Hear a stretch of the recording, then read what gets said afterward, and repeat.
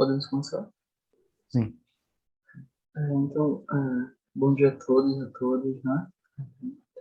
Sim, enfim, dando início ao nosso terceiro dia de evento, que homenageia, então, os 100 anos de tratados, né? A programação de hoje conta com essa parte da manhã, duas conferências, né? Do professor Rui de Queiroz, e em seguida o professor André Porto, né? À tarde, de 13h30, a gente tem duas comunicações, certo? Do Gabriel Guedes e do Rodrigo Ferreira. E a partir das 15h30, a gente tem uma conferência com a professora Gisele Seco, né? E logo em seguida a discussão aberta sobre o tratado, que dará o pontapé inicial para o professor Luiz Carlos, né? Então, ainda a sombra da negação.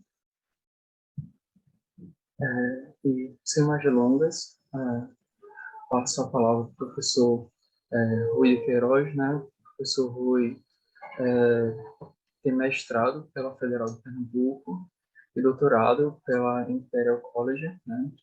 Ciência, Tecnologia e Medicina, na Inglaterra. É editor-chefe e associado em diversas revistas tecnológicas. E atualmente é professor titular da Federal de Pernambuco e atua na área de computação, da ciência da computação, com ênfase na teoria da computação, sobretudo em temas relacionados à teoria da prova, teoria da computação, teoria dos modelos, lógica matemática e fundamentos da segurança computacional. Então, passo a palavra ao professor. Oi. Obrigado, Acácio. Bom dia a todos. E é claro, tenho que começar agradecendo a gentileza de Anderson e Marcos Silva de aceitar a minha oferta, que na verdade fui eu que me convidei, né? Eu vi o anúncio desse encontro, assim, uma iniciativa que tem que parabenizar. Caramba, que bacana. E quando eu vi ele circular na lista de lógica, me despertou, né? Um tipo de trabalho que eu vinha fazendo, estava um pouco adormecido, e aí me estimulou a retomar. Inclusive, boa parte do que eu vou falar aqui já tá publicado. Eu te mandei um rascunho do que eu resolvi fazer com base nesse estímulo a mais, e já, inclusive, submeti aí o que consegui, digamos assim, fazer a partir desse estímulo. E então eu vou aqui apresentar boa parte, como eu disse, de algo que já está publicado, mas em razão, inclusive, do acesso que tive. Todos já devem estar cientes, obviamente, né? O Nachlass de Wittgenstein está, de fato, disponível lá, aquele projeto do norueguês, incrivelmente útil, né? Quer dizer, um trabalho de muito cuidado e muita importância. Lá na internet pode fazer buscas, né? Então é uma coisa. Então já aproveitei para, digamos, utilizar um pouquinho daquele material enorme que tem lá no projeto norueguês. Então vamos lá, eu vou começar a compartilhar a tela, peço licença.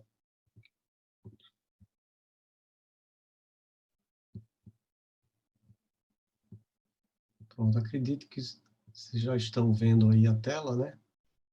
Então, como disse a Cássia, eu sou do Centro de Informática e trabalho com essa, digamos, que redundou nessas observações que eu vou fazer aqui, dizem respeito na verdade, meu trabalho começou no doutorado na área de teoria de tipos, né?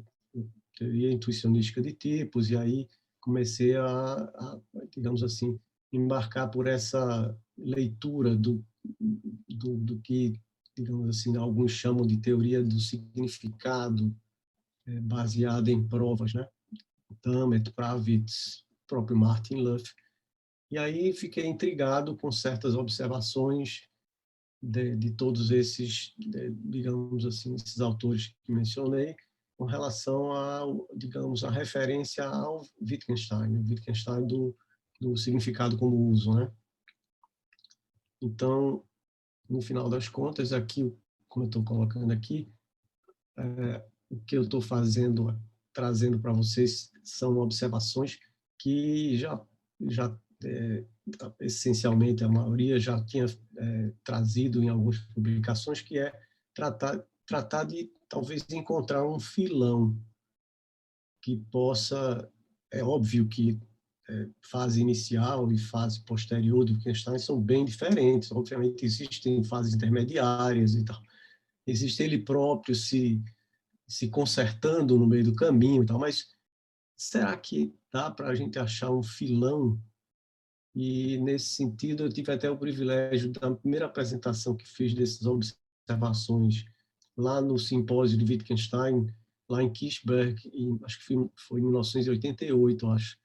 Quem era o chair da minha sessão era David Pearce, que estava escrevendo, acho que já tinha publicado o primeiro volume daquele livro, The False Prison, né? A prisão falsa. E estava, de certa maneira, tá buscando um filão também, claro, de uma maneira diferente, mas... Então, eu até mencionei aqui, né, do primeiro para o, né, do Tratatus para as investigações, ou escritos tardios, como colocou a tradução aí na minha apresentação, né? David Pearce chama a atenção de que todo mundo está ciente do chamado caráter holístico da filosofia posterior de Wittgenstein, mas não se dão conta, segundo ele, né, naquele livro A Prisão Falsa, de 1987. Eu não sei como é que eu tiro essas janelinhas aqui que está ficando à frente do... Deixa eu ver se eu... Não é desativar as fontes, mas de qualquer forma.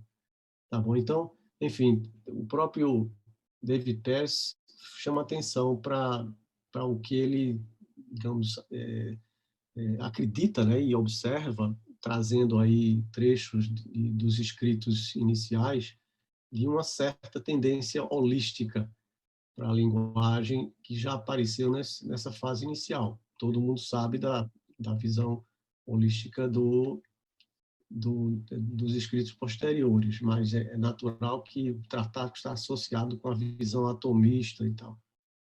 Bom, então, na direção contrária, né, claro, ficou muito, digamos, em evidência, né, quando saiu publicado também, em 1987, esse estudo de Hume, que, digamos assim, de certo modo, ajudou, ele usou bastante material dos escritos póstumos, ajudou a remover certas, talvez, digamos, confusões tradicionais, como Hitchcock que dizia que nas investigações o Wittgenstein desistiu completamente da analogia de linguagem a cálculos. Então tem aí uma tentativa de buscar, digamos, achar esse filão, tentando buscar elementos comuns, né, na fase posterior e a fase anterior.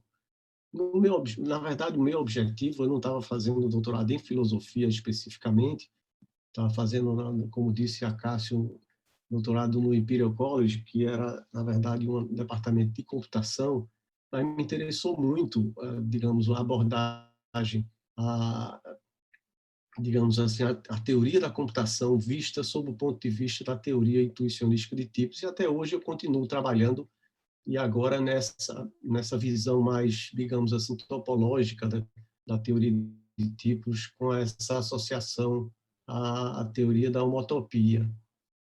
Mas, enfim, o que eu buscava, então, era talvez trazer, no que eu acabei lendo, eu tive o privilégio de estar ali em Londres, com acesso a uma biblioteca, ou bibliotecas, de uma maneira geral, né? No próprio Imperial College já tem a biblioteca do Museu de Ciência, que já era bem,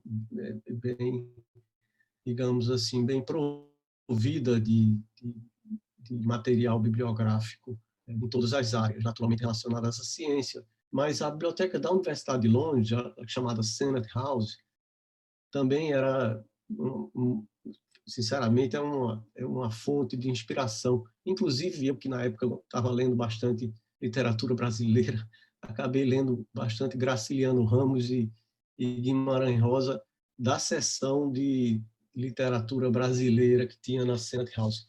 Além do que, Júlio Cortázar também, que tinha literatura sul-americana.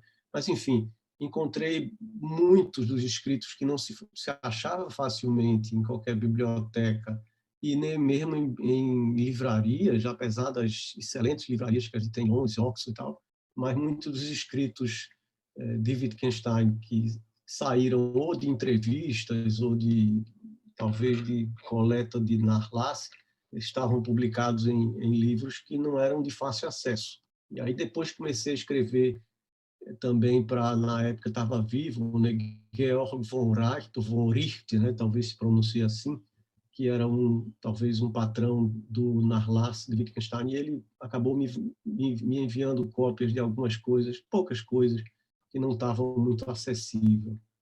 Então, eu estava buscando que, segundo as minhas leituras, né, eu estava, digamos assim, olhando para essa observação de significado determinado pelas consequências imediatas que se pode tirar de uma proposição. E aí eu comecei a encontrar isso em diversos escritos, sejam posteriores ou anteriores, para reforçar uma certa contrapartida formal de uma abordagem à teoria do significado no estilo Dambit Kravitz, mas sob uma ótica diferente, né? Ou seja, dando uma espécie de surgimento a uma semântica formal que eu tinha proposto baseado nas chamadas regras de redução da dedução natural, sobretudo quando ela é enriquecida com termos ao longo de fórmulas, que é o chamado estilo Curry-Howard. E aí isso parece encontrar uma contrapartida, isso eu trago aqui a observação, que veio de um referir anônimo para esse rascunho que fiz em razão desse estímulo da anúncio do encontro de vocês, e já submeti para uma revista e acabei recebendo uma resposta negativa, mas como vocês obviamente já devem ter passado por isso, a justificativa não convenceu muito bem, mas aí tem uma observação que eu quis trazer logo de cara aqui, e talvez aqui parece encontrar uma contrapartida na abordagem dialógica. Isso está de acordo, inclusive eu falo lá no rascunho, que faz contato com uma espécie de, digamos assim, perspectiva pragmatista, baseada ou inspirada em Wittgenstein e Peirce, embora isso não seja a intenção de forma alguma, mas, como vocês devem imaginar, ligar a explicação do significado de uma proposição pela explicação das consequências imediatas, já sugere, sim, essa conexão com a visão pragmatista, né? E aí eu trago, para começar, essa coisa da observação de Dummett lá em 1973, quando ele procura escrever sobre a base filosófica da lógica intuicionística, tomando por base a visão mais baseada em linguagem do Wittgenstein, para, de alguma maneira, digamos, se distanciar da visão solipsista de Brouwer, né? Então, eu tiro aqui um trecho dizendo esse esboço de uma possível rota para uma abordagem do porquê dentro da matemática, a matemática assim, dentro da matemática, a lógica deve ser abandonada em favor, a lógica clássica deve ser abandonada em favor da lógica intuicionística, obviamente baseado em ideias de Wittgenstein sobre linguagem, precisamente porque ela justamente digamos, repousa sobre a seriedade da visão da linguagem como instrumento de comunicação social, diferentemente das abordagens tradicionais intuicionistas, que notoriamente dão pouca importância à linguagem ou ao simbolismo, e como um meio de, digamos assim, constantemente caminhar em direção ao solipsismo.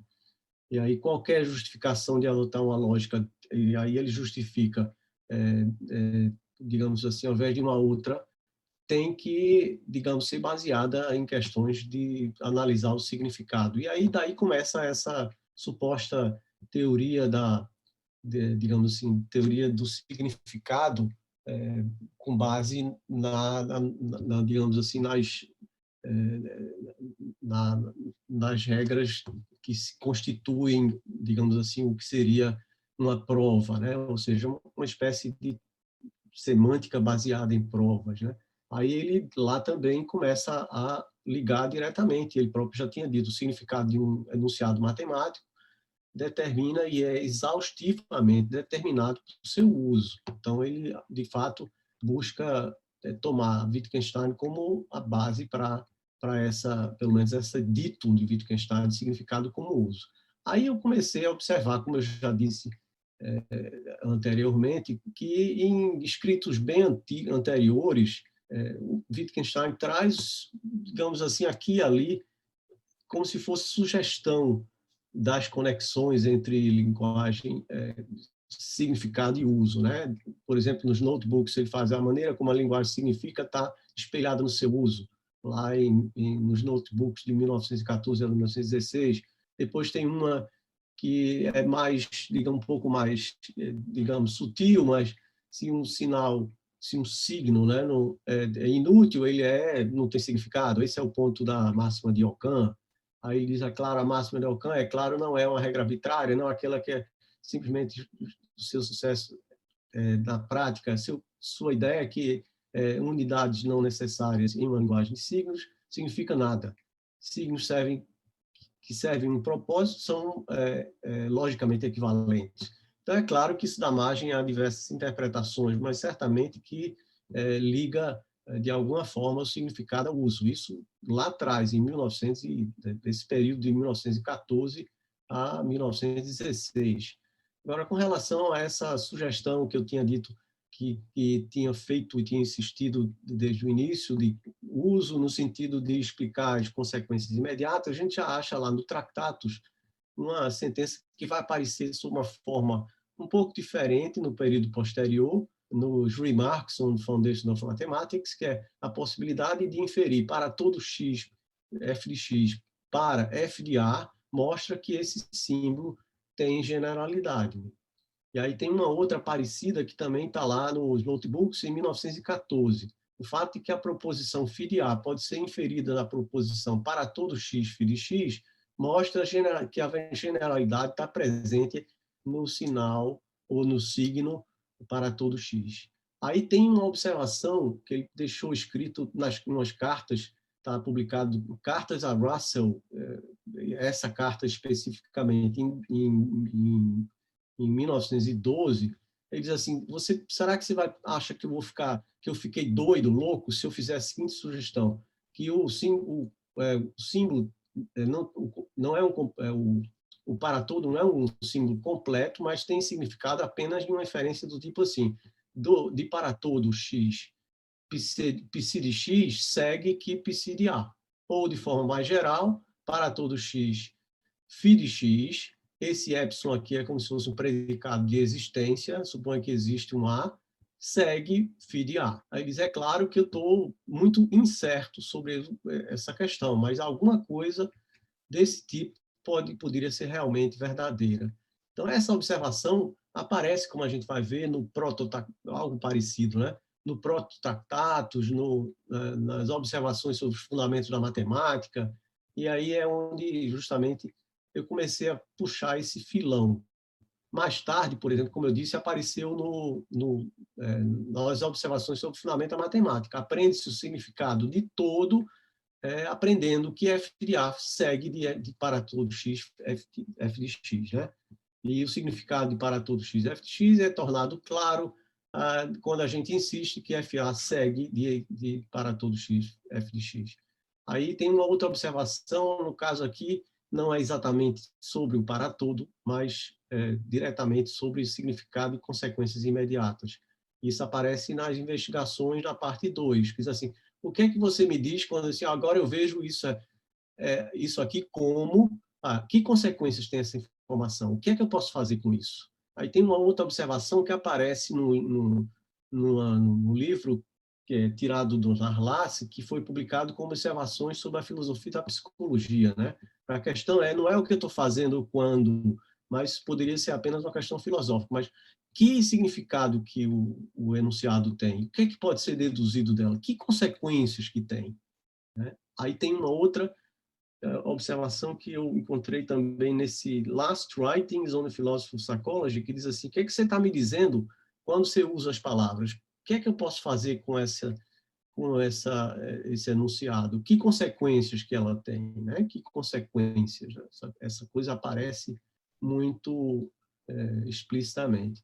E voltando aqui a Dummett, lá do livro de Elementos do Intuicionismo, que foi um livro que, digamos assim, me estimulou bastante no início, o Elements of Intuitionism, ele chama atenção para essa visão que, segundo ele, queria, digamos assim, tratar a lógica intuicionística sob o ponto de vista de uma visão mais linguística, como a de Wittgenstein, de significado era determinado pelo uso e tal, para se distanciar do solipsismo, digamos assim, de Brouwer, né? Então, lá, num certo momento, o significado de cada constante lógica é para dar, especificando quando a sentença na qual aquela constante é o principal operador, o que conta como a prova daquela sentença, assumidos que a gente já sabe que conta para, digamos assim, como a prova de quaisquer dos seus constituintes. Então, aqui ele está começando a ligar essa, digamos assim, pode dizer assim, essa visão que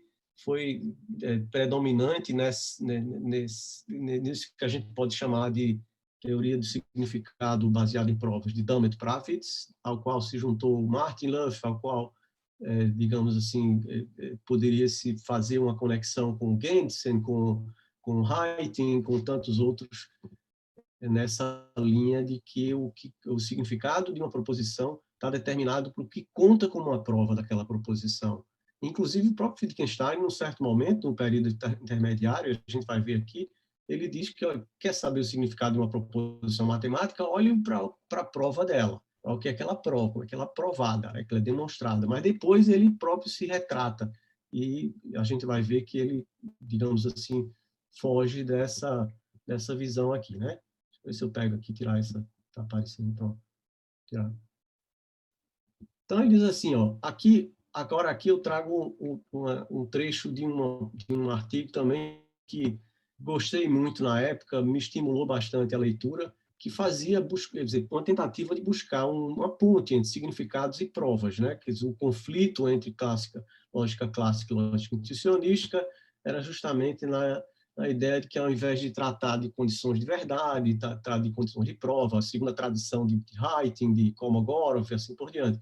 Então, em 1977, Pravitz traz essa observação aqui. Como foi destacado por Dummett, essa forma total de argumentar com sua ênfase na comunicação e do papel da linguagem na matemática é inspirada por ideias de Wittgenstein. E é muito diferente daquela visão um tanto solipsista de Brouwer e matemática como atividade alinguística. No entanto, como se parece, constitui o melhor argumento possível para algumas das conclusões de Brouwer, né?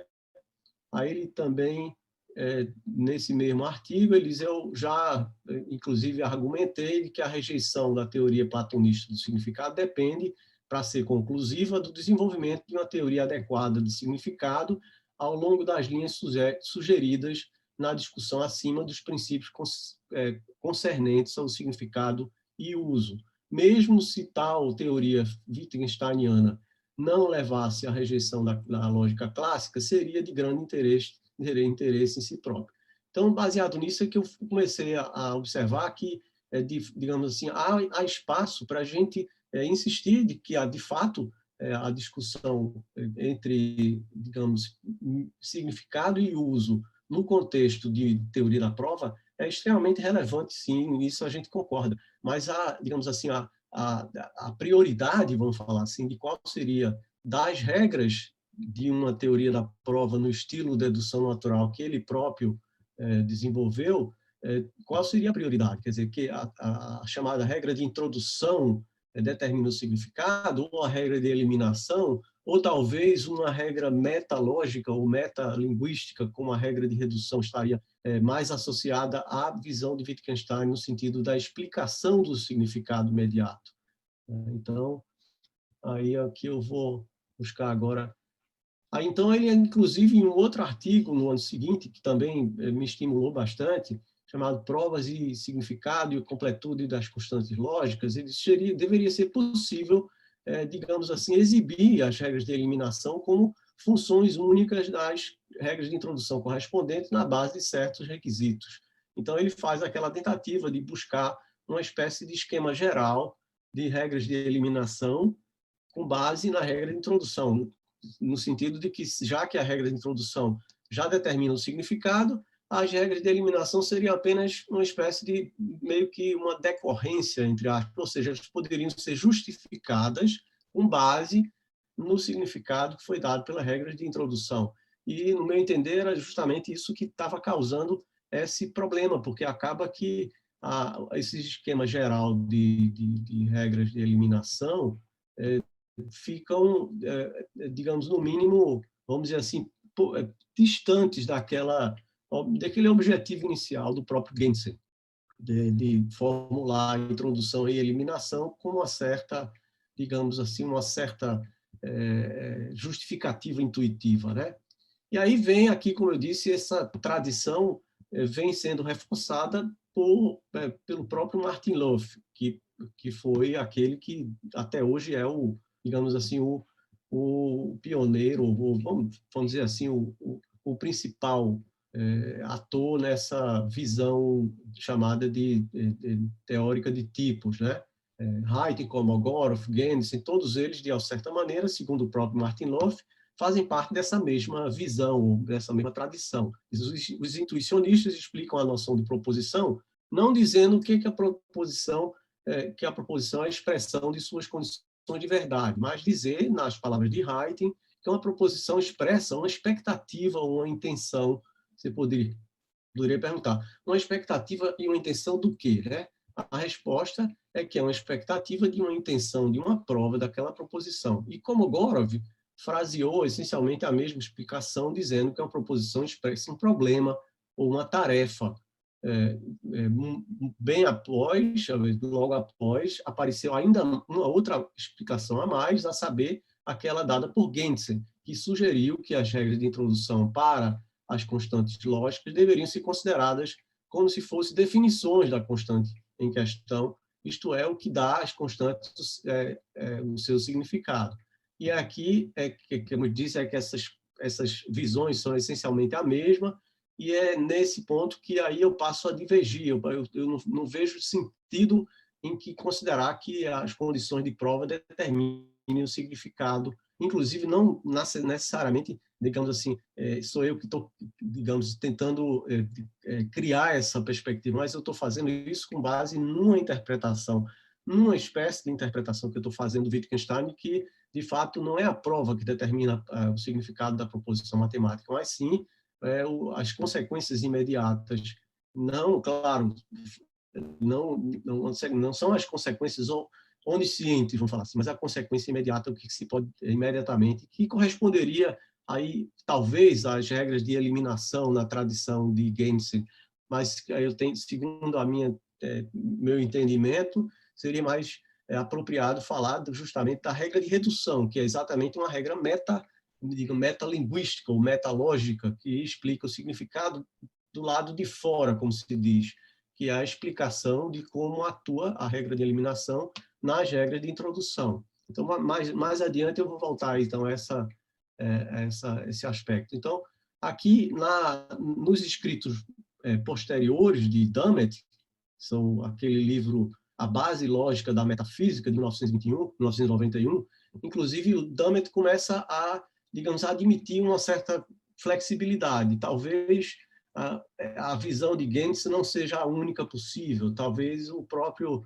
digamos assim, a própria visão dual de que a regra de eliminação poderiam dar o significado às constantes lógicas. Então está aqui, o Gensen, que ao inventar não só a dedução natural, mas também o cálculo sequente, primeiro nos ensinou como é que a lógica deveria ser formalizada e deu uma sugestão como fazer isso, observando sem elaboração de que uma regra de introdução dá como se fosse uma definição da constante em questão, para o qual ele quis dizer que fixa o significado e que a regra de eliminação na análise final,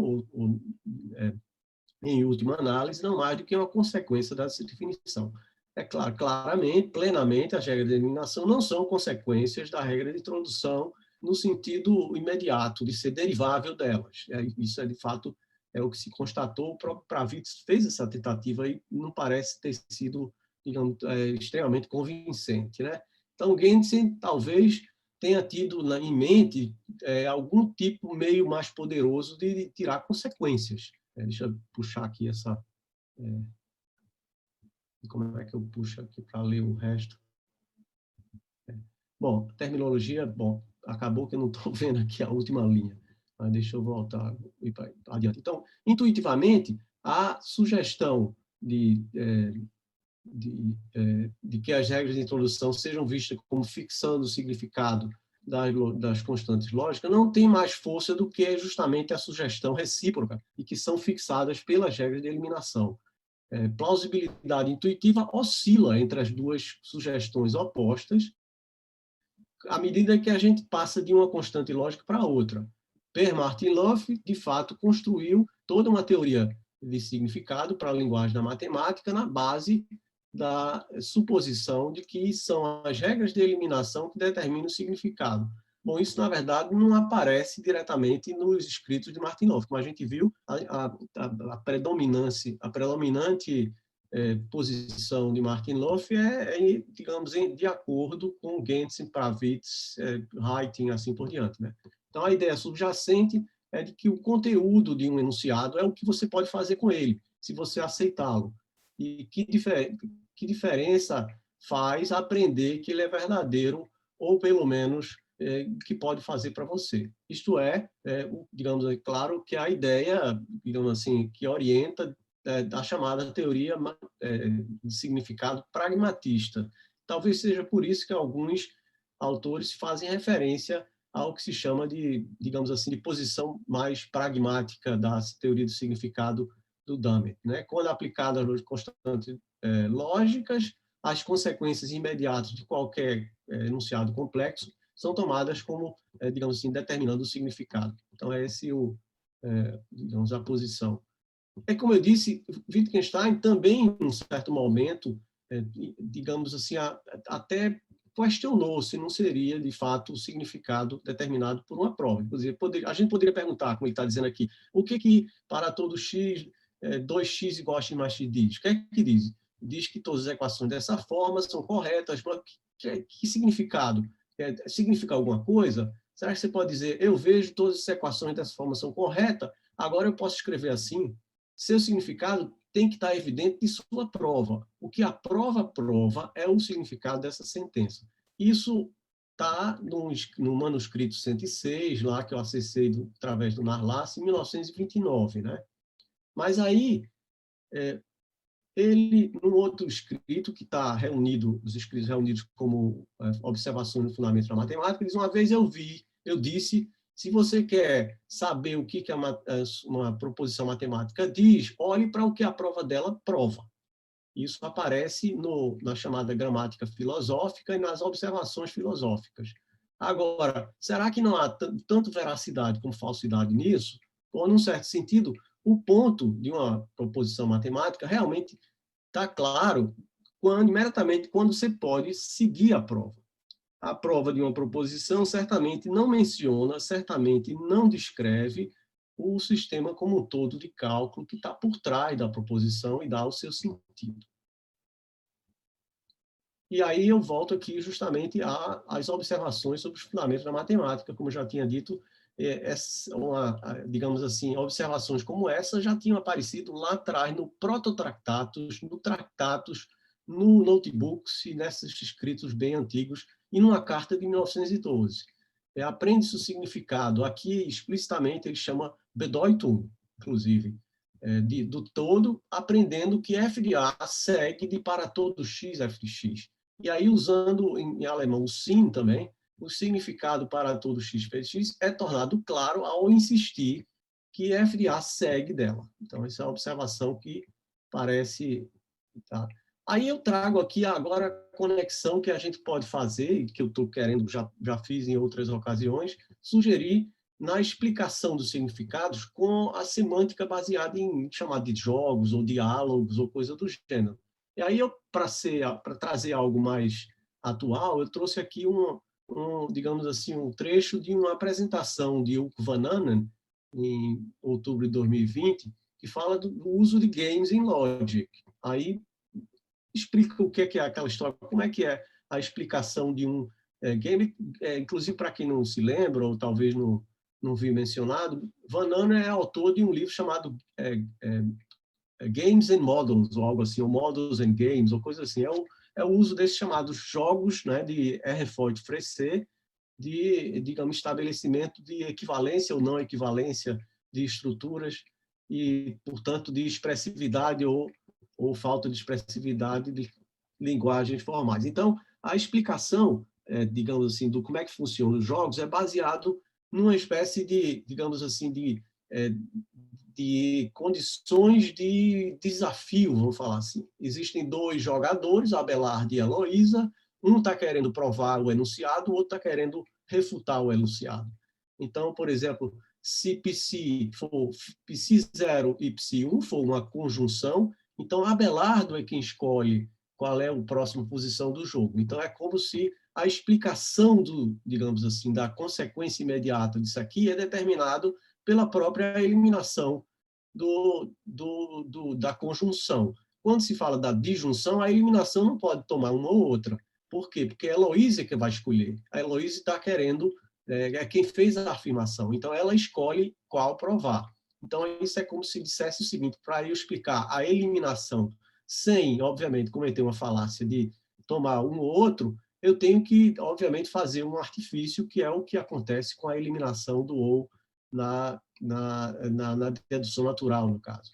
A mesma coisa, essa dualidade entre o para todo e o existencial. O para todo, o Abelardo tem direito, ou seja, aquele que está desafiando tem direito a escolher qualquer elemento do domínio, do modelo, para que ele possa provar que aquilo, o enunciado teta, de fato, é verdadeiro. Já se for o existencial, e é justamente como que ocorre esse artifício na eliminação do existencial na dedução natural, você tem que abrir uma espécie de suposição temporária para não cometer nenhuma falácia e dizer que vale para qualquer teta, para qualquer elemento do domínio. Não, tem que ser, no caso aqui, Heloíse, que é quem está querendo afirmar o enunciado, é que tem direito à escolha. Então, essa dualidade aparece certamente na explicação ou na formulação das regras de redução dos respectivos operadores lógicos na formulação do próprio Pravits.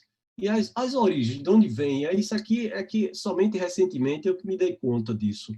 É que lá nas chamadas aulas Lowell, de 1898, Charles Peirce já traz uma espécie de, digamos assim, de primeira perspectiva de uma explicação do significado de uma partícula lógica, de um conectivo lógico, através de dois personagens, um que deseja provar e o outro que deseja desafiar. E ele chamou, naquele momento, de deliverer e interpreter. Então, o que eu digo, quando eu digo todo homem morre, eu digo que você pode escolher qualquer um você mesmo. E aí, desde que ele pertença ao domínio, vamos falar assim.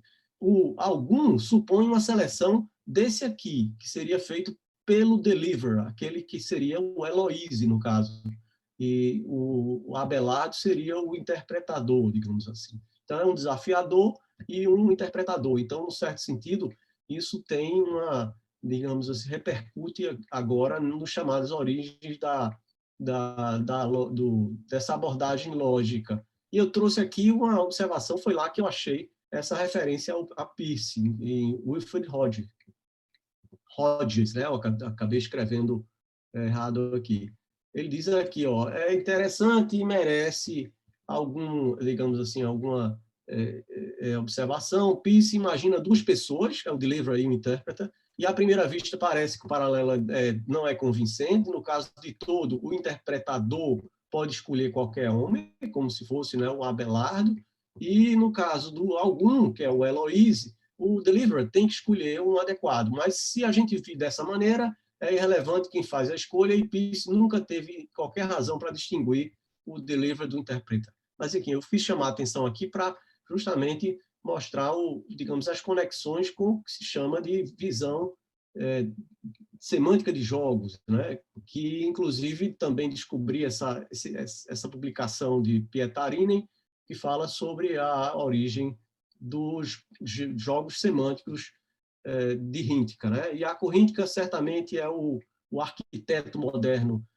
indiscutível da semântica de jogos, mas o espírito e, frequentemente, a letra daquela teoria vai lá atrás para o polímata Charles Peirce e suas descobertas, digamos assim, nos estudos lógicos, né, do início do século XX e no final do século XIX.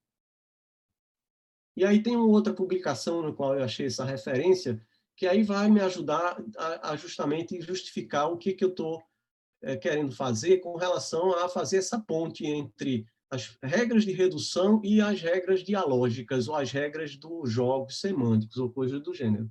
Ele diz assim, explicando lá na Stanford Encyclopedia of Philosophy, né, o Lauren Keith, uma regra de partícula, que seria relativa a uma constante lógica, abstratamente descreve a forma como a fórmula de um dado conectivo principal pode ser, digamos, desafiado, vamos falar assim, como é que se responde a esse desafio, a essa objeção. Por definição, uma forma de argumentação é uma tupla, e eu vou justamente me referir a como é que eu interpreto essa tupla aí, essa quádrupla seria uma seção, um conjunto de ataques, um conjunto de defesas e uma relação especificando para cada ataque e as defesas correspondentes. Então, ficaria aqui. Então, no nosso caso, o que eu estou querendo então afirmar, e que eu já tinha feito lá anteriormente, a acessão corresponde à regra de introdução e os respectivos construtores, quando a gente fala de uma teoria da prova com estilo Curry-Howard. E os ataques correspondem às regras de eliminação e os respectivos destrutores. A terceira componente dessa quádrupla seria o conjunto de defesas que corresponde às chamadas regras de redução, que é o efeito das regras de eliminação no resultado das regras de introdução.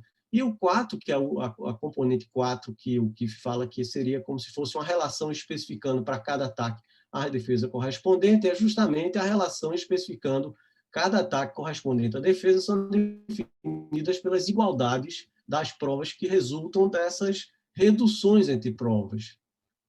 Opa! Pronto, então, no caso das chamadas, do chamado abordagem de fórmulas como tipos, que forma a base para a teoria de tipos, eu trouxe umas observações de um artigo publicado recentemente, mas eu entendi que foi apresentado num encontro, não foi exatamente em 2019, alguns anos, talvez Luiz Carlos saiba melhor quando foi. Isso aqui é de um artigo chamado O Problema Fundamental da Teoria Geral da Prova, de Pravitsky. Eu trouxe aqui umas observações para poder ajudar a gente a fazer esse raciocínio. Então, o artigo de Howard, que é a noção de fórmula do tipo como construção, deseja explicitamente desenvolver a noção intuicionística de uma construção e descreve o efeito de construir termos em um cálculo lambda, cálculo estendido, tipado por fórmulas que denota construções de proposições expressíveis na lógica de predicados de primeira ordem ou aritmética de Haidt. A teoria intuicionística de Martin Löf continua essa abordagem de Howard e exibe explicitamente o processo de construir ou montar uma construção daquela proposição. Desculpa, professor Rui, você parou de compartilhar a tela, tá? Opa, desculpa. Foi bom me avisar, eu não estava nem me dando conta disso, tá bom. Tá bom, então é daqui. Então, vamos lá. Então, em uma review da tradução inglesa do Gentzen, para Pravitsky chama atenção, né? O Kreisel viu a dissertação de Gödel como se fosse os germes para a teoria de provas. Provas expressas por derivações formais são o principal objeto de estudo. E aqui, deixa eu tirar aqui. E o Hilbert, então, tinha chamado a atenção de quão necessário é estudar a natureza da prova matemática em si mesma. E aí, por que eu trouxe essas observações? Porque eu considero, me parece que esse trabalho que Martin Löf, esse trabalho brilhante de Martin Löf, com a formulação da teoria de tipos, especificamente considerando o chamado tipo-identidade, que estabelece, digamos, aí chamado, que é o tipo das provas de igualdade de termos no lambda cálculo, deu origem a uma álgebra que tem um significado matemático extremamente sofisticado e, digamos assim, bem conhecido na matemática, que é justamente a teoria da homotopia. E, inclusive, nesse sentido, eu venho trabalhando com alguns alunos para aplicar essa história da teoria homotópica de tipos ao cálculo e à demonstração de grupo fundamental de superfícies e tal. Um troço bem interessante, porque dá uma contribuição para, digamos, a uma área sofisticada da matemática, como é a topologia algébrica. Então, justamente nesse sentido, essa álgebra sendo, digamos assim, tendo um significado bem conhecido, que é a teoria da homotopia, pode ajudar a resolver uma questão fundamental que o próprio Martin ou Pravitz chama a atenção, que é justamente o problema da identidade de provas, que é fundamental para a gente entender exatamente provas de uma maneira geral, de uma maneira mais matemática, de uma maneira mais precisa. Eles, na minha busca por uma teoria geral de provas, eu sugeri um certo número de tópicos óbvios, a questão de definir o conceito de prova, investigações da estrutura de provas, a representação de provas por derivações formais e encontrar critérios de identidade de prova que respondiam à questão quando duas derivações representam a mesma prova. Então, veja bem o que eu quero dizer, que com essa, digamos assim, com esse enriquecimento das regras de dedução, regras de dedução natural, com termos, e esses termos fazendo parte de uma álgebra, e essa álgebra tendo uma interpretação em uma estrutura tão sofisticada e, de certo modo, bastante intensamente estudada pelos matemáticos, isso pode trazer de volta alguma contribuição no sentido de como formular, agora, do ponto de vista lógico, uma resposta para quando é que duas provas são consideradas iguais, né? E aqui eu trouxe alguns exemplos de um artigo, de uma formulação que eu fiz, fazendo essa explicação daquelas 4 componentes, falar asserção, ataque, defesa, assim por diante. Então, o ataque é escolhido pelo adversário, pode ser no primeiro ou o segundo. E a regra de redução, quando se considera os termos ao longo das fórmulas, determina exatamente se tem uma projeção, que pode tomar a primeira ou a segunda.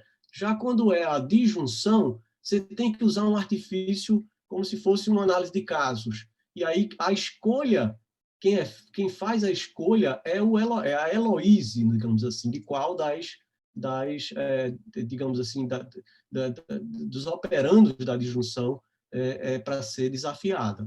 Então, o paralelo que eu tentei fazer entre aquelas 4 componentes da visão dialógica e as regras de redução com os termos ao longo de fórmulas é o que dá essa ponte que vem essencialmente... Opa! Caiu novamente, né?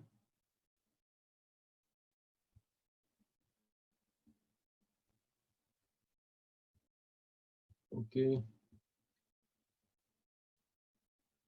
E perdão por te trazer esse formalismo todo, mas é simplesmente para mostrar que se você considera só as formas, isso aqui é simplesmente a regra de redução tradicional de Pravitz, que saiu na dissertação de doutorado dele. Mas colocando os termos ao longo das fórmulas, a gente observa que a igualdade entre os termos determina a igualdade entre as provas. Então, no caso aqui, a eliminação, quer dizer, o Abelard pode desafiar qualquer um, ou o primeiro ou o segundo componente. Já no caso da disjunção, o Abelard não pode escolher, quem escolhe é a Heloise, que é a introdução. Então, é justamente essa dicotomia. A mesma coisa acontece com a dualidade entre o universal e o existencial. Né? Quem escolhe eliminar, a eliminação, que é o operador da eliminação, é quem escolhe o elemento do domínio que vai ser usado para provar que é verdade, que é para todo mesmo. No caso do existencial, o existencial quem escolhe é a Heloise. Então, ela forma um termo lambda, uma função carregando o seu próprio argumento, porque não é, a Abelardo não pode escolher qualquer argumento. Então, para eliminar isso, é preciso criar um artifício, uma espécie de suposição temporária local. Então, é nesse sentido que essas, digamos assim, essas formulações... Opa, de novo.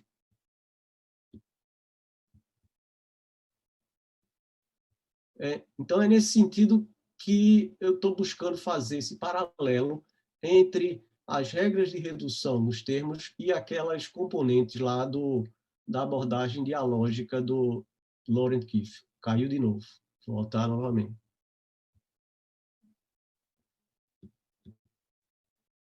Já estou caminhando para o final. Então, aqui, como eu tinha dito, já tinha talvez adiantado, que as regras de redução, eu quero ver como se fossem explicações de metanível. Não são regras, como se diz, do nível objeto. São regras, como diz, para lembrar a dedução natural de Pravits, os chamados passos de redução estão definidos com regras que operam em provas. Por isso, constituem regras de metanível ao invés de regras no nível objeto. Isso parece como se, de fato, pode ser vista como uma regra entre aspas, semântica, uma semântica operacional, pelo menos em alguma forma do tipo explicação do significado baseado em uso. Em analogia a talvez outras definições, como, por exemplo, é claro, as condições de verdade do Tarski são claramente explicações como se distinguindo entre metanível e linguagem objeto. As próprias, digamos assim, regras dialógicas dos jogos de Lorentz também são regras de metanível. As regras da semântica de jogos de Hindka também. As regras dos jogos de Abelard e Heloise também. E lá atrás, no século XIX, né, o Deliverer e Interpreter do Peace também. E de onde vem? Qual é a explicação lógica do papel das regras de redução? Eu trouxe aqui uma observação do próprio artigo recente do Pravits, que fala da conexão com o chamado princípio da inversão. Eu primeiro caracterizei a relação entre uma regra de redução e a regra de eliminação correspondente, dizendo que essa última é, em um certo sentido, o inverso da primeira. Se a premissa principal de uma eliminação é inferida pela introdução, as deduções das premissas da regra da eliminação, tomadas juntas, já contêm uma dedução da conclusão sem o uso dessa eliminação. No seu princípio da inversão, como eu chamo, tomando emprestado um termo de Lorentzen, o termo contém foi usado metaforicamente. A ideia já foi, digamos assim, destrinchada mais precisamente pelas reduções que eu defini para as regras de eliminação. Então, num artigo de Morricone e Tascon de 2007, eles tratam dessa justificativa, ou talvez o papel semântico do princípio da inversão. A ideia de um princípio da inversão, e o próprio nome está dizendo, originou no trabalho de Paul Lorentzen, nos anos 50, como um método de generalizar, ou, desculpe, gerar novas regras admissíveis dentro de um certo contexto sintático. E alguns 15 anos depois, a ideia mais tarde foi retomada por Pravits para buscar uma estratégia de normalização para cálculos de dedução natural, e isso sendo um análogo do teorema da eliminação do corte para o cálculo sequente. Mais tarde, Pravits usou o princípio da inversão novamente, atribuindo-o com um papel semântico. Então, é nesse sentido.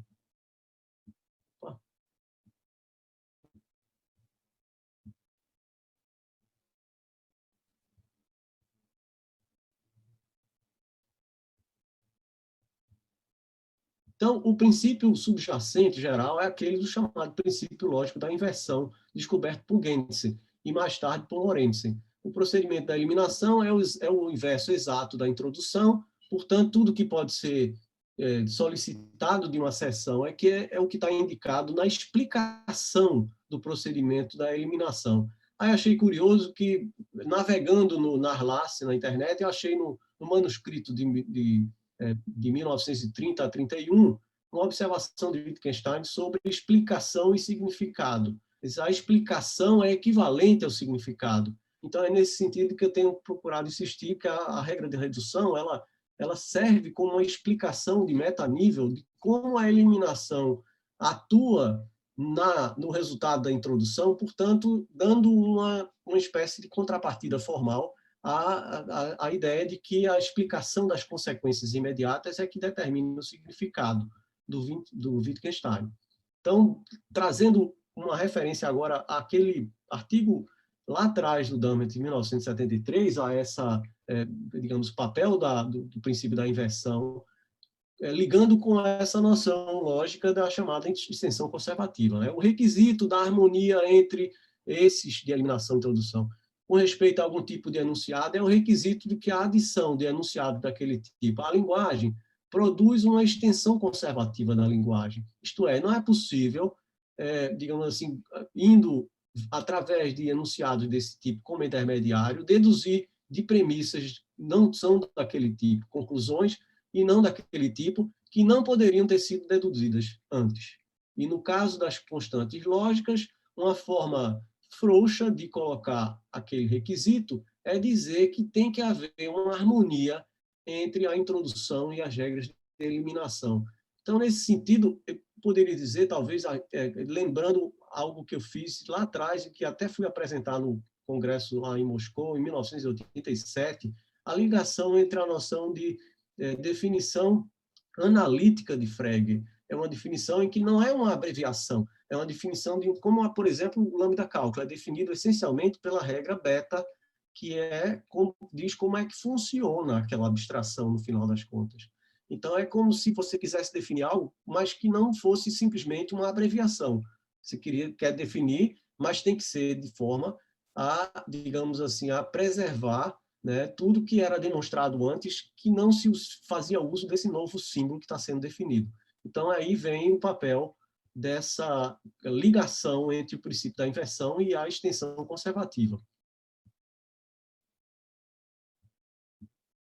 E agora, simplesmente para, digamos assim, não que seja meu objetivo, mas que o referi fez essa observação e eu gostaria, note que, frequentemente, essa teoria de significado pragmatista, às vezes atribuída digamos, às visões mais posteriores de Dummett, advoga que as regras de eliminação do conectivo lógico, que num certo sentido incompleto expressa as consequências imediatas que se pode tirar da sentença, encontra suas origens exatamente no pragmatista mais bem conhecido, a saber, Peirce.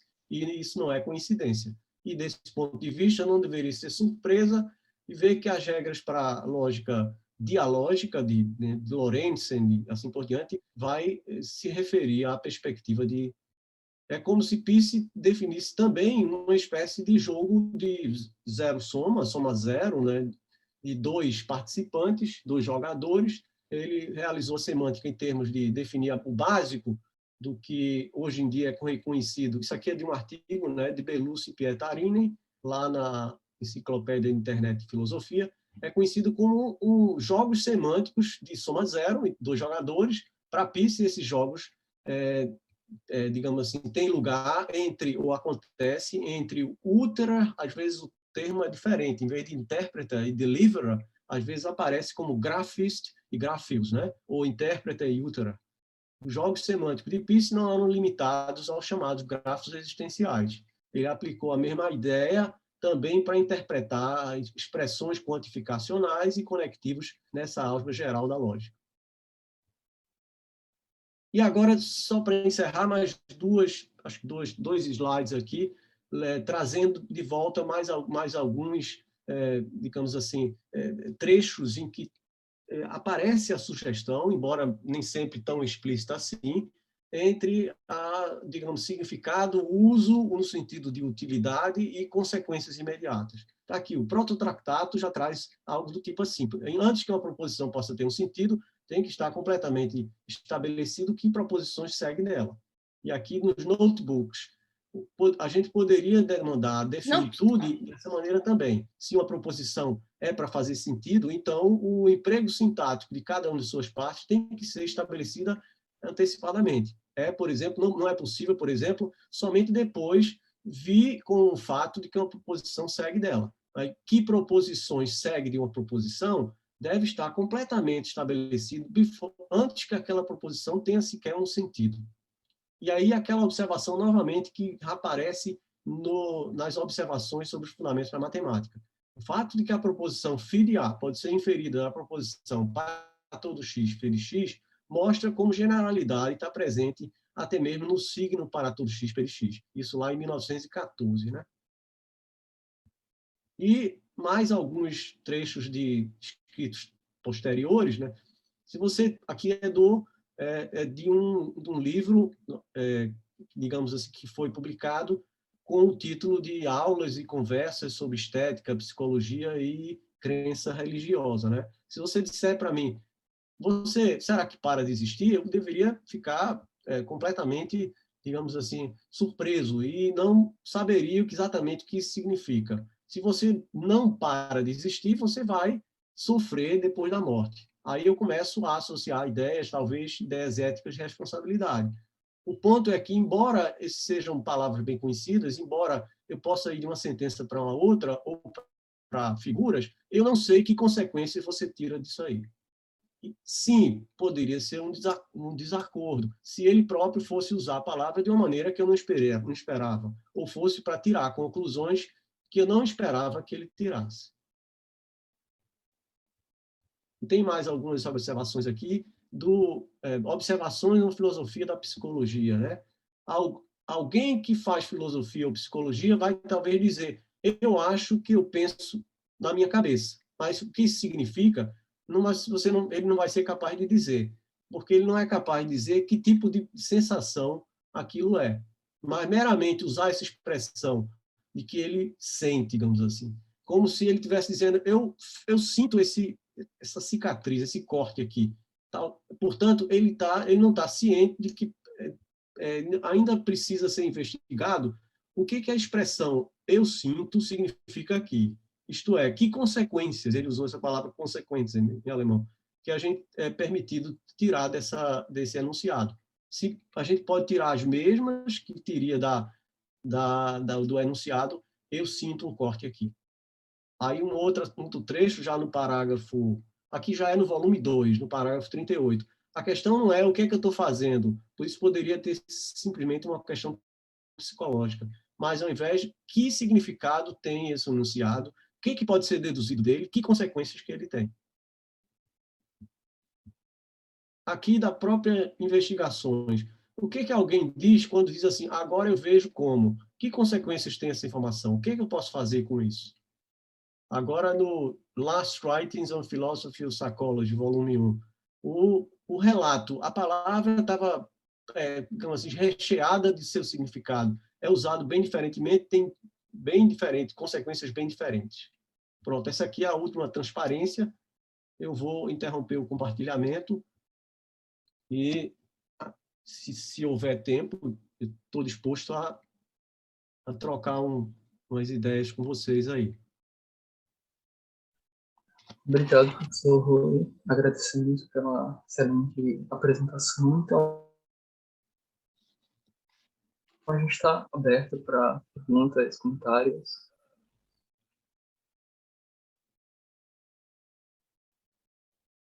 Professor Luiz Carlos.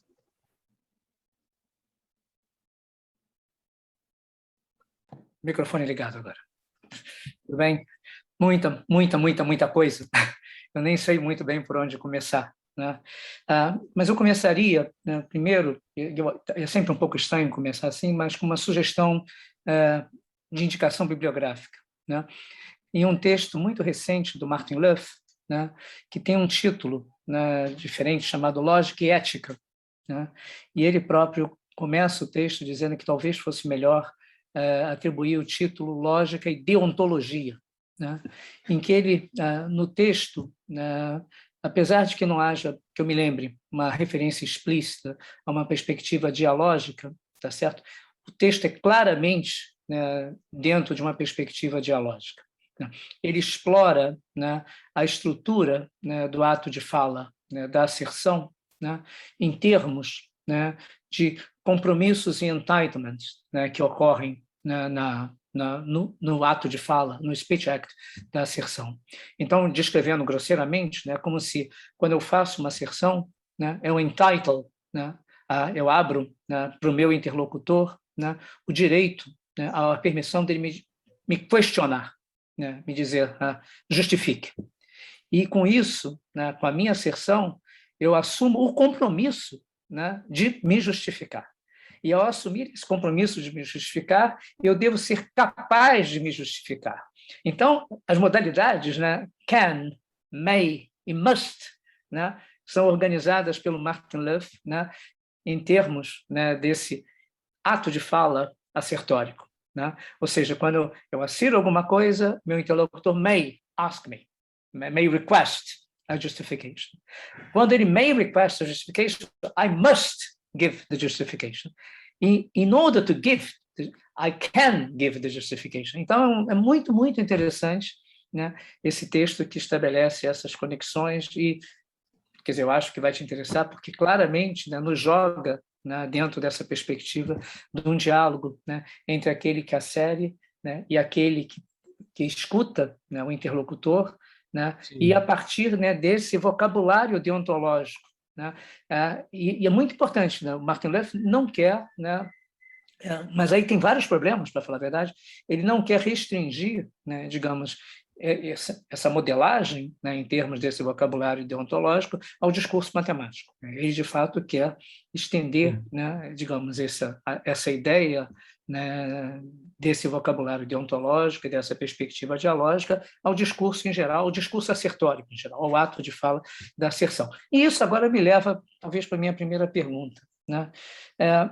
Você mencionou, né, duas perspectivas clássicas, né, que existem na literatura, né, com relação à visão de que regras, de alguma maneira, né, ou as regras de inferência, de alguma maneira, determinam o significado dos operadores lógicos. Né?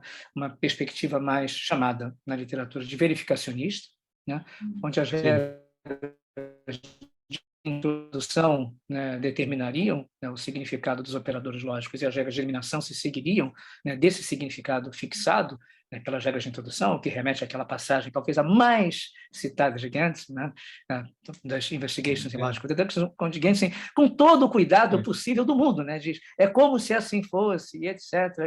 Ele não afirma em momento algum, né, e tem a perspectiva pragmatista, né, que você também mencionou, e corretamente, né, onde as regras de eliminação é que seriam responsáveis, né, pela fixação do significado dos nossos operadores. Inclusive, você corretamente talvez disse, olha, mesmo que o Martin Luff não diga, né, talvez ele tenha feito, né, toda uma semântica, né, para uma certa linguagem matemática baseada em eliminação e não em introdução. E aí eu me lembrei, né, de um artigo do Pravitz de 2002, né, que foi publicado, né, no Topoi, né, na revista Topoi, que tem como sugestivo título, né, Problemas para uma teoria verificacionista do significado. E nesse artigo ele termina, né, de uma maneira muito melancólica, né, mais ou menos como se ele tivesse jogado a toalha, né, dizendo, olha, não vai dar certo. Ele vai dizer, não vai dar certo, não dá certo. Né? Ou seja, pode ser muito interessante, né, para uma linguagem como a linguagem da lógica ou a linguagem matemática, mas a extensão disso para enunciados empíricos desiste. Né? Repito, é como se ele estivesse jogando a toalha. Né? E, repare, apesar de que ele fale no título de uma perspectiva verificacionista, isso aplicaria também uma perspectiva pragmatista. O texto também fala, né, da perspectiva como se não fosse de muita vantagem você mudar, né, de perspectiva. É uma curiosidade mesmo, né? Como é que você veria, né, essa atitude do próprio Pravitz, né, com relação à possibilidade, né, de você estender, né, um pouco essa ideia de uma semântica operacional, uma semântica rule-determined semantics, uma semântica determinada por regras, sejam regras na linguagem objeto, ou sejam meta-regras, como reduções, etc., etc., né, para além, né, do discurso matemático ou do discurso lógico, né, em geral. Né? O Pravitz, na última versão, né, dessa ideia do problema fundamental, né, num artigo que vai sair agora no volume em homenagem ao Peter Schroeder-Heister, né, ele novamente ele parece né, restringir, ser mais humilde em certo sentido, mais humble, né, com relação à perspectiva que ele está propondo, talvez nem se estenda tão diretamente à matemática, né? É mais com relação à natureza da dedução, dos operadores, né, que estão envolvidos em regras de dedução. Então, essa seria a minha primeira questão, dúvida, em certo sentido, né? A segunda é uma coisa mais pontual, né? Da sua perspectiva, você está pensando, né, que as regras de redução é que, de fato, poderiam determinar, não estou querendo afirmar, mas que poderiam determinar o significado, né? Não seriam nem as regras de eliminação, nem as regras de introdução, mas seria, por assim dizer, uma visão muito dinâmica, né, digamos, é o processo de avaliação, né, que, digamos, de um termo, né, que determina o significado do termo, né, e a forma normal lá do termo como se fosse um valor, né, resultante, né, desse processo de avaliação que determina o que significa aquele termo.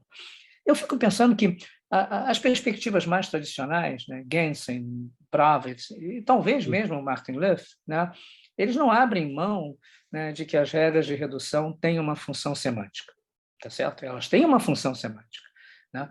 Mas essa função semântica, às vezes, ela é formulada como sendo uma espécie de, talvez meta mesmo, né, mas como uma condição, né, que semânticas, boas semânticas baseadas em regras deveriam satisfazer, né? Às vezes chamada de condição de harmonia, né, que é acompanhada de outras condições, a pureza, a separabilidade, sei lá o quê, né? Não importa. Né?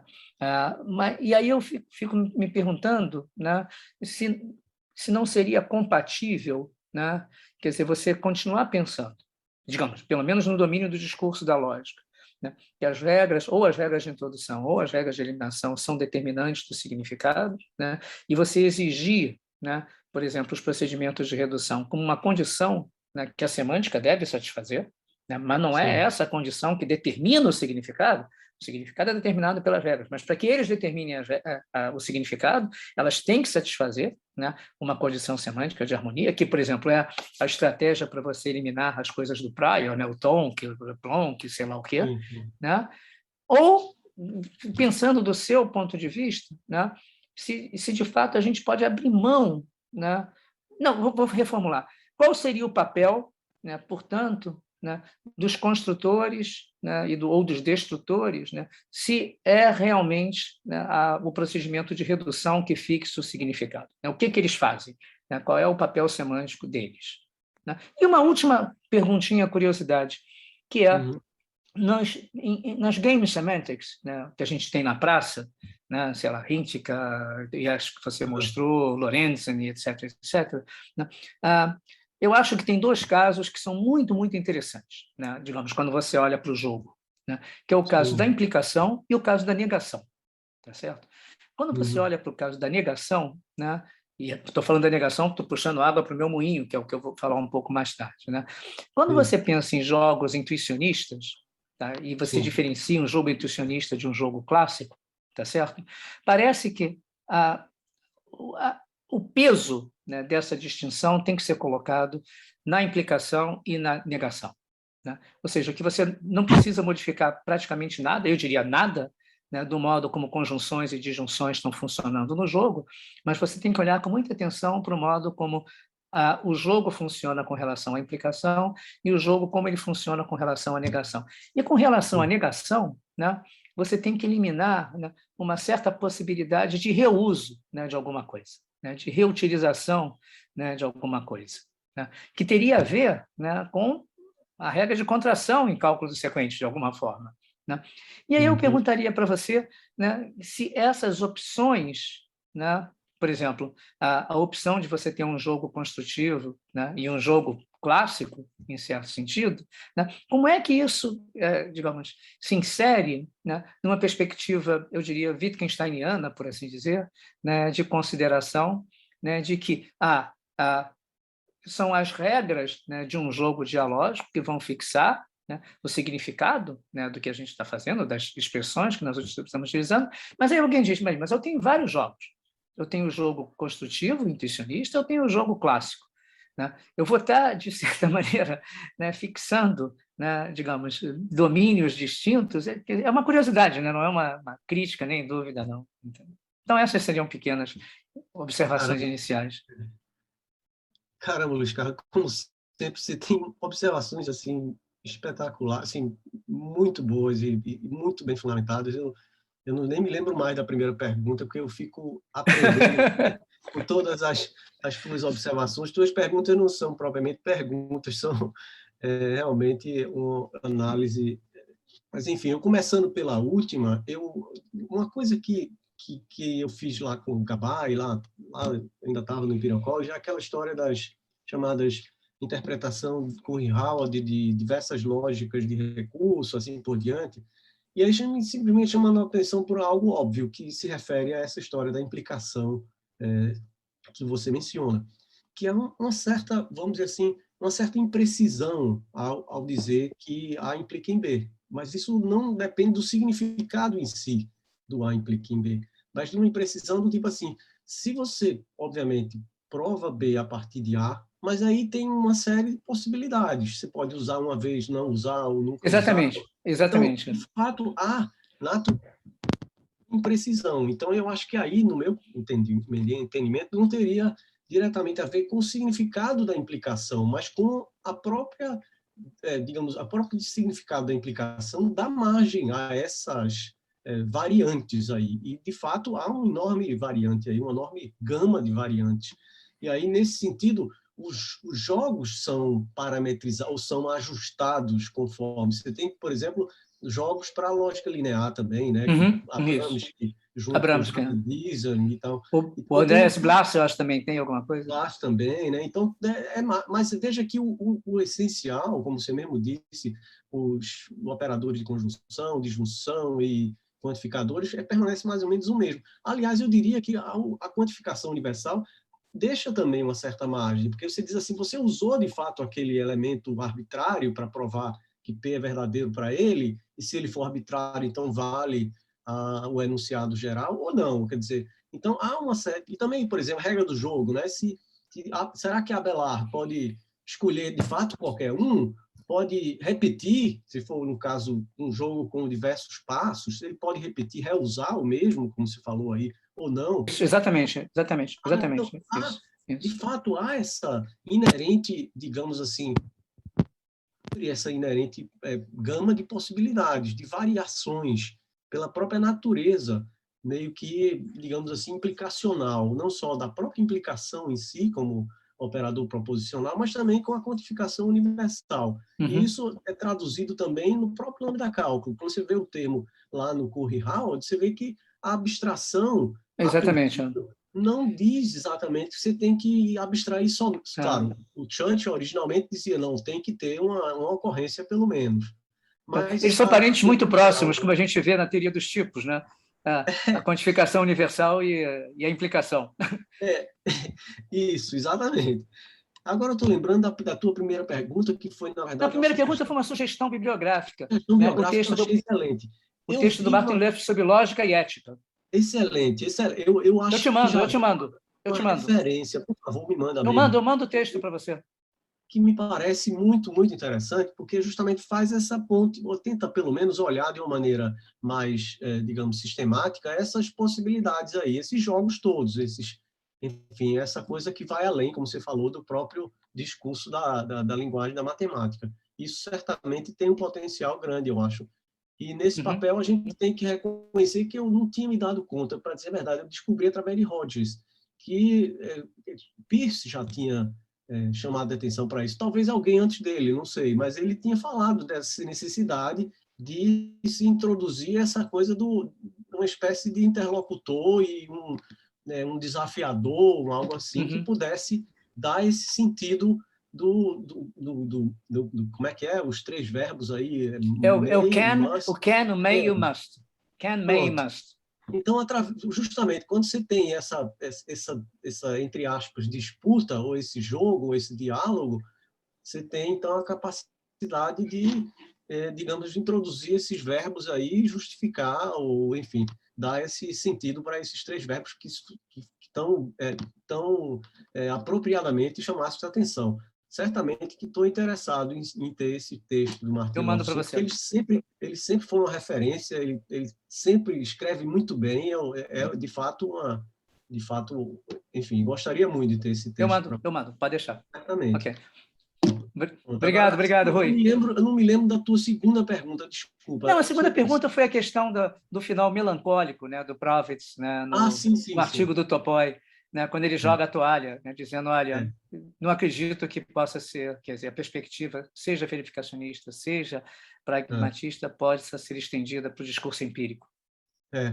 Bom, aí eu lembro também uma espécie de, digamos assim, conclusão melancólica do próprio Dummett também, que ele diz que se a gente admitir que pode, talvez, aceitar uma visão mais pragmatista, talvez a gente vai acabar fazendo muita concessão ao realismo. Ao clássico, exatamente. Eu acho que a visão mais melancólica do Dummett é naquele artigo sobre a noção construtiva de verdade, né, que ele está dialogando com Prophets, né, em que ele diz as nossas considerações sobre o passado, né, talvez nos obriguem a rever muito as nossas posições construtivas ou intencionistas. Né? Isso, exatamente. Mas obrigado, Rui, muito obrigado pela conferência. Não, eu que agradeço. Tuas perguntas sempre são verdadeiras exposições, enfim, excelente. Muito obrigado, valeu mesmo, gostei muito. Como sempre. Obrigado, Rui, pela excelente palestra, pude aprender muito. Eu queria fazer uma pergunta relativa mais à maneira de ver a posição do Wittgenstein nessa história toda, né? Porque eu penso que esses autores da tradição do intuicionismo contemporâneo, o Dummett, Pravitz, Martin Luther, né? Eles estão procurando imagina, eles estão tentando encontrar uma semântica válida uniformemente para a linguagem que fala sobre o empírico e para a linguagem da matemática, né? Ao passo que o Wittgenstein, é difícil encaixar isso no Wittgenstein, que ele sempre procura distinguir de uma maneira muito forte, digamos, a semântica da matemática, da semântica da linguagem sobre o empírico, né? Eu não tenho... Então, quer dizer, na perspectiva que você coloca, eu lembro que você apresenta mais ou menos a evolução do pensamento do Wittgenstein da seguinte maneira. Até um certo ponto ele era verificacionista, ele dizia que o sentido de uma proposição matemática era o que conta como uma prova da proposição, você precisa ver a prova para entender, e depois ele diz, olha, isso é uma meia-verdade, talvez a gente tenha que abandonar, né? De fato, né? Mas aí, pelo que eu entendi da tua exposição, isso não seria uma meia-verdade, mas seria uma falsidade completa, porque o sentido... Sim. E eu imagino que para o Wittgenstein é uma meia-verdade. Ele nunca abandona a ideia de que a prova constitui, pelo menos parcialmente, o significado da proposição matemática, né? E mesmo sendo uma meia-verdade, aquilo que completa essa meia-verdade não me parece ser as consequências imediatas que dela você pode tirar, né? Mas me parece que por que ele abandona essa ideia de que a prova constitui o significado? Porque ele vai ser levado a admitir que há provas independentes da mesma proposição matemática, né? E, portanto, o sentido não pode ser constituído completamente pela prova, né? Mas ele diz que aquilo que liga esses dois enunciados e faz com que nós aceitemos essas duas provas como provas da mesma coisa, não é muito bem as consequências imediatas matemáticas que desses enunciados nós tiramos, mas é o uso empírico da proposição, é a aplicação extra-matemática que a gente faz dessa mesma proposição matemática, enfim, a gente vê ela com a mesma proposição matemática quando a gente coloca num contexto empírico de uso, né, extra-matemático, né? Então, eu não vejo como encaixar isso muito bem na ideia de que aquilo que completa essa meia-verdade são as consequências matemáticas, né, e imediatas de uma sentença matemática, né? E eu vi que as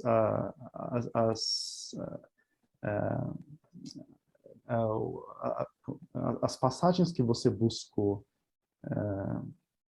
do Wittgenstein, elas apontavam mais para conceitos empíricos, né? O todo, claro, são conceitos que a gente usa na matemática também, mas me parece que lá, naquele contexto, são conceitos usados para proposições empíricas, né? Então eu tenho dificuldade de ver como essa história se encaixaria muito bem para o Wittgenstein, filósofo da matemática, né? Essa seria a minha observação. Não, excelente observação, Anderson. Muito obrigado por trazer isso aí, mas quer dizer, o que eu entendo, na verdade, talvez por minha visão tanto quanto focada nessa tentativa de mostrar que se é que a gente vai oferecer uma contrapartida formal da chamada, digamos assim, semântica da lógica intuicionística, que não descambe para o solipsismo, baseado em linguagem, que é significado como uso, e aí eu fui atrás do que Wittgenstein entendia como sendo significado e uso. E aí eu observei que isso parece que já vem lá atrás, né? Não necessariamente, mas aí, do ponto de vista da utilidade, no caso dessa meia-verdade que você falou, eu tenho a impressão que a conexão dessa história das consequências imediatas com uma aplicação prática é exatamente de que forma que você responde a um desafio do que você está dizendo. Como é que você admite que essa sentença pode ser desafiada?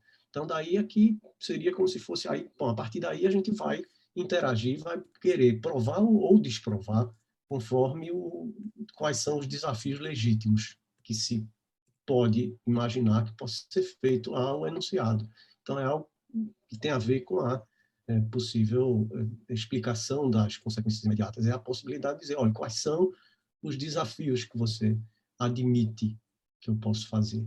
Então, já é uma espécie de, digamos assim, tentativa de fazer uma ponte com o que, de fato, é uma prova, mas o que essa prova, enfim, de que forma ela pode ser desafiada, ou seja, o que eu posso tirar dela, ou não, ou qual é o sentido que você quer dar, no sentido de que ela prova isso, mas como que eu posso desafiá-la?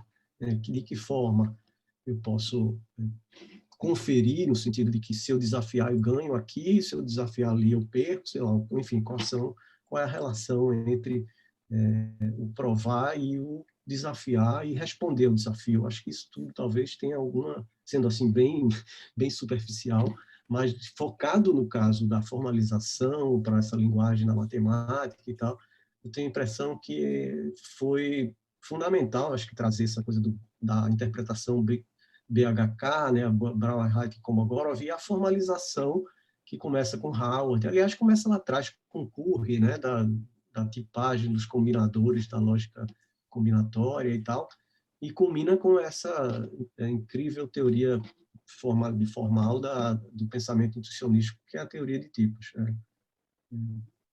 Realmente com esse foco aí que eu estava tratando, mas tem uma gama de questões aí que certamente você levantou algumas que são fundamentais aí para a gente entender melhor. Obrigado. Obrigado, Igor. Creio que, pelo avançar da hora, a gente pode dar por encerrada essa conferência, agradecendo ao professor de Queiroz pela excelente exposição, né?